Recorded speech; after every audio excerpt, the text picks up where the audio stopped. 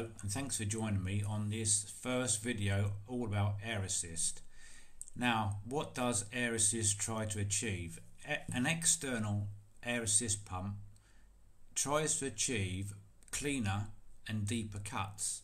So my first 5 or 10 minutes of this video is going to demonstrate in my case, a long array 10-watt laser, but any laser will be very similar to the results I show you, using its own built-in air assist shroud at the beginning, and then I will use an external air assist pump and nozzle to try and show you how you get cleaner cuts. And then I'm going to do experiments on the pump that was supplied to me by Longer. So I've been using my big air assist pump for well over a year now, and I've been very happy with it, only because I've had nothing to compare it to. When Longer sent me the air assist pump that they supply on their website, I felt, well, this is going to be no good. But I've been very pleasantly surprised. Out the box, it works very well.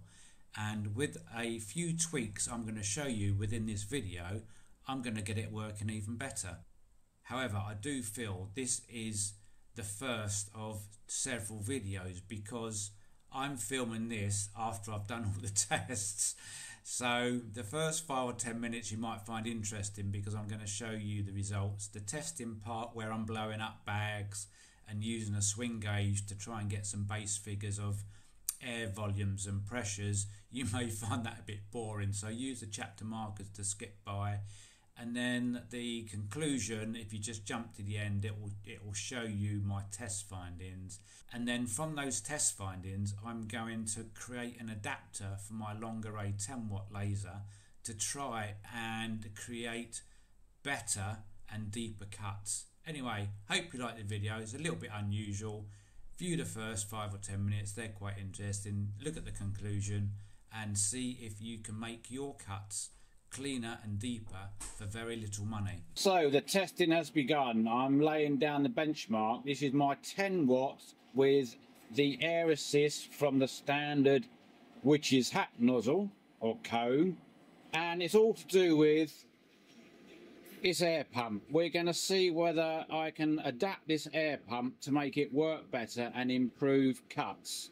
So it's a long time since I haven't used proper air assist, so I'm trying to find a benchmark for cutting parameters that will just show me what it can't cut through and what it will cut through. This is MDF 3mm with no air assist. So I think this is a good benchmark. This is no air, and it managed at 450 speed. At 80 it came off. The 70 is just hanging if you just look at the back. So that's the benchmark. So the idea is of these tests is using the same matrix to see whether we can get more boxes falling out up here. So this is millimeters a minute, 10-watt laser, power settings there, 2 passes. So let me get testing. Let's get the air assist on. Before I do the next test, I'm going to take the laser off and check there is no smoke on the lens, as I did clean it before the test, so to keep all the tests as equal as possible. So test number 2 underway, 10-watt laser, same matrix test with the supplied 10-watt air assist nozzle. You can see the black cone on the bottom, using the standard air pump with the standard black hose. The only difference I've made in this test is I increased the power and decreased the speed on the engraving of the letters, so it's going to not influence the test in any way. The only observation I make using this air assist for the first time is the distance between the end of the nozzle and the workpiece is, well, I don't know, 20mm. So the air jet that the nozzle is creating is dissipating, and it will struggle to get through the kerf gap. Now remember, the kerf is something like 0.06 of a millimetre. So might have to think about that one, but let's see how the test goes. This is the first test of many. Okay, here are the results of a standard and with a standard air pump. I hope you can see on the video that you can see all the smoke debris on this one, the brown staining, and on this one there is no brown staining. Now 2 passes, as you can appreciate, or you may not know, that this is 3mm MDF and it struggles to pierce it through in one go. So when you're doing 2 passes, it means the smoke has to go somewhere, and on this one you can clearly see all the smoke staining here. And on the standard air pump arrangement, you can see there is vastly less staining, and that square there is almost pushed out, but I didn't want to push it too hard.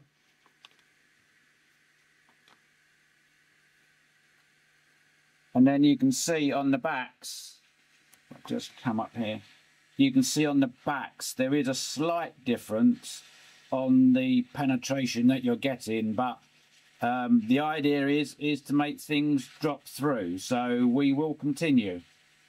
Okay, this is the standard 10-watt air assist nozzle, and it does fit quite loosely on the 10-watt smoke guard.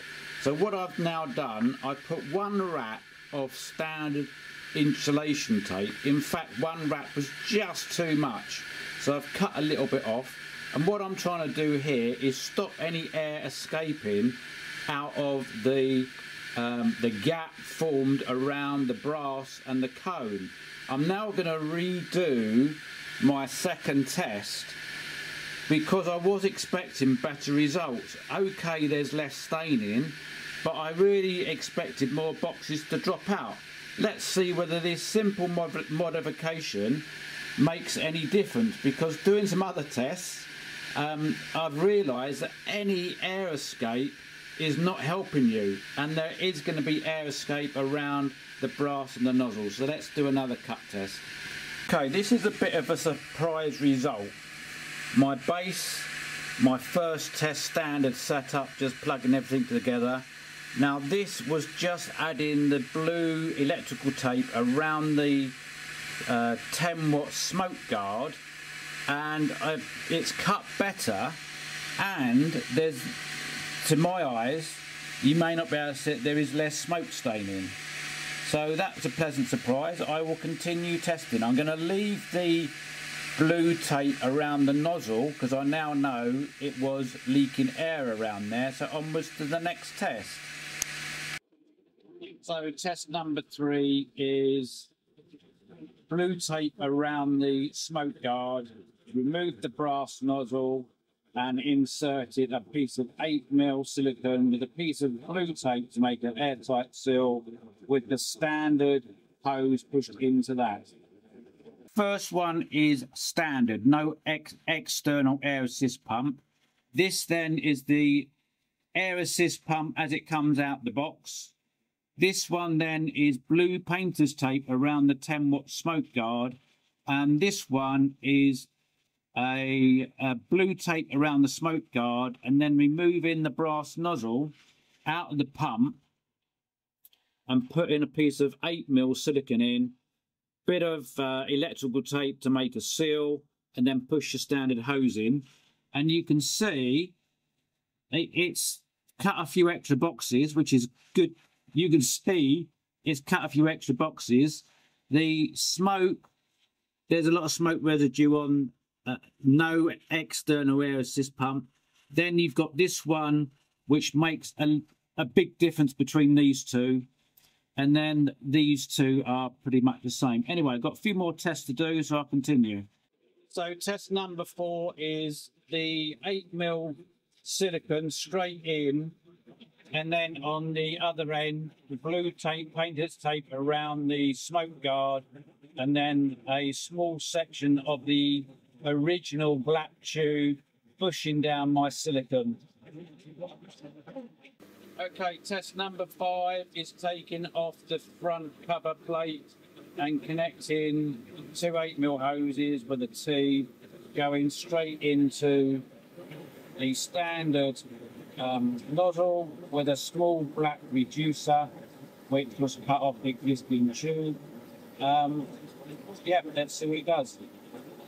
So test number 7 is the big pump, same setup, but I've got a blow off valve here, you can hear it. Just releasing air pressure, because these two tests, just full bore on the big pump gave me worse results than the longer pump. So I'm just trying to establish whether you can have too much air and whether that gives a cooling effect. Who knows? So this is the start of the standard airbag test. This is the standard pump, standard fitting, standard hose. I've got a stopwatch running and I'm going to stop the test when I feel that the bag is inflated. So I'm just trying to record if there's an increase in volume output. Okay, I think we're halfway through the first test. You can see the bag is inflating and the time 2.5 minutes. So maybe a 5-minute test. I hope as I proceed through my testing that the time will become shorter, indicating that the pump is generating more volume. So I've terminated the first test. It is pretty unscientific, but I'm just giving it, you know, that sort of pressure. It's only a visual guide to see whether things are improving. It's not a scientific flow rate test. Okay, second test. I've taken off the brass nipple. I've inserted some silicone tube to make an adapter, some insulating tape to make a temporary airtight joint, and I've pushed the standard hose into it, and we're going to see whether the inflation is any quicker. So test number 2 coming towards an end. Got a little bit more to go and we're at that time.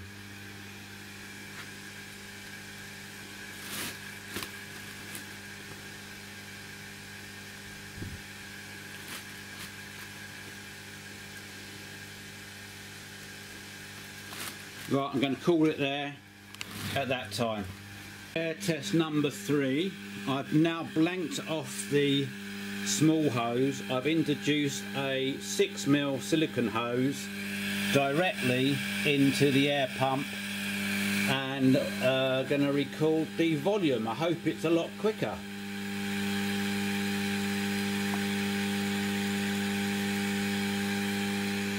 The bag certainly seems to be inflating quicker, but the stopwatch down here will tell us exactly what's happening. So this test is the 8mm silicone hose straight in the bag, and we're almost there. So let me get the time in shot. A little bit more to go.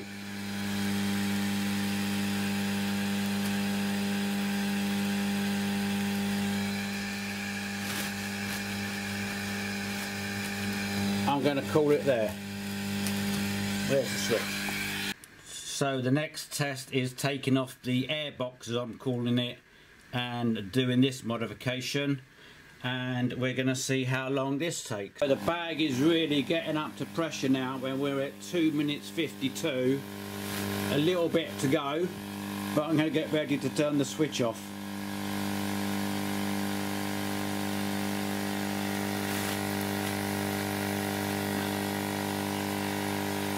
That's it. 3 minutes 10 seconds. It really does get up to pressure very quickly towards the end. So, test of the air pump, standard black hose and a brass nozzle.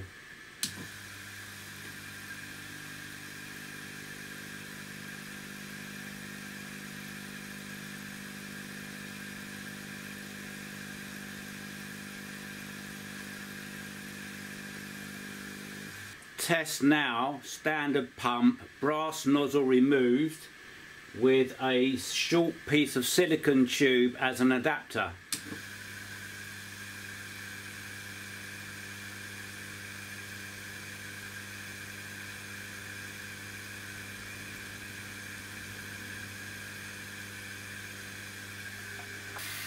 This is air test with standard hose, no brass nipple, with the air assist nozzle on it.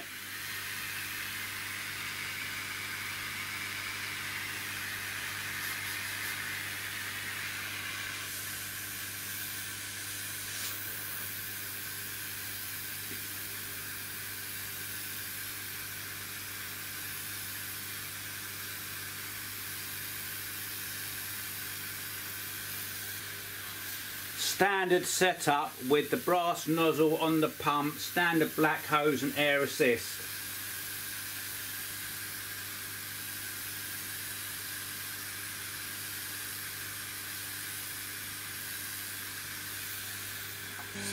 Test with just 8mm silicone hose.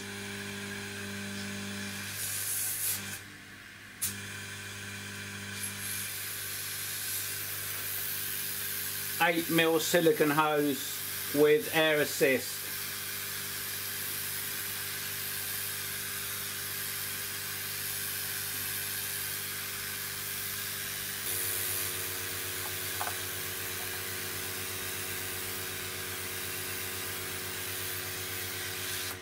Taking off the nozzle, so we've now got the black hose inside the silicone tube, and you can see how much difference it makes. So this brings into the question, what is the right size of orifice in the air assist nozzle? Okay, standard pump with brass nozzle and black tube.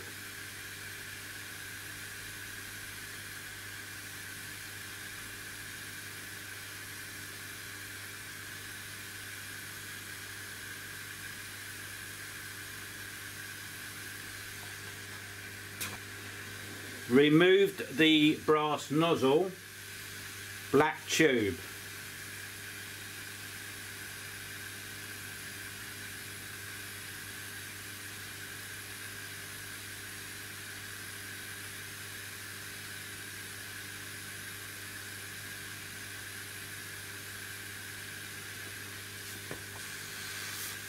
Removed brass nozzle, 8mm silicone tube, with a piece of black tube right at the end to reduce it.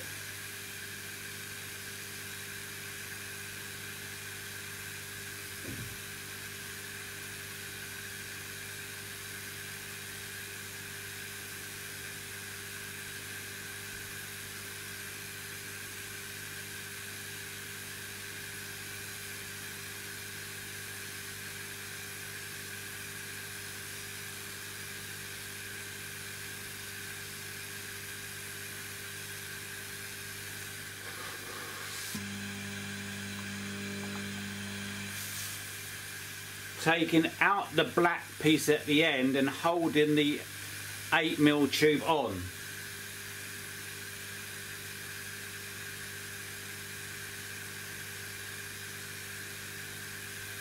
Remove the little spigot on the air assist. I'm going to hold the air tube on to see whether it will seal.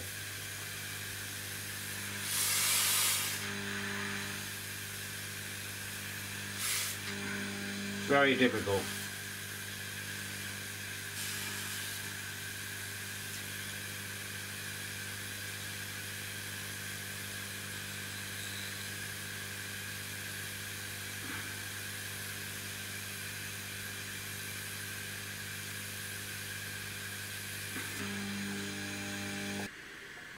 Air pump box removed with the 8mm fittings in a T shape, end of the tube, black reducer at the end of the 8mm.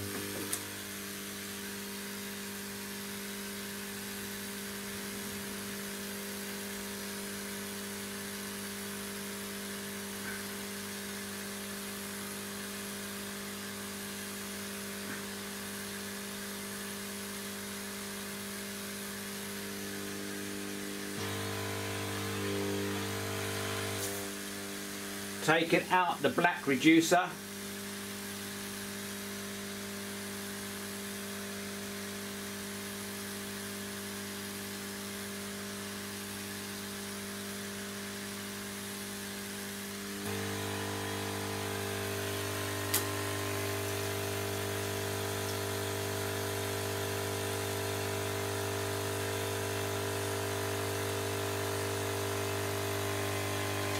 taking off the spigot off the air assist and holding the tube on.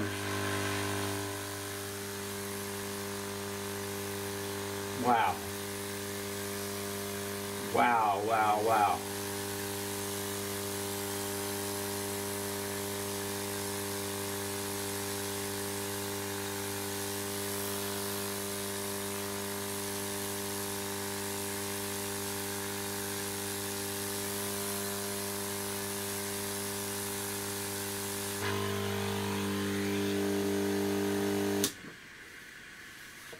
I've enjoyed doing this. I'm having fun.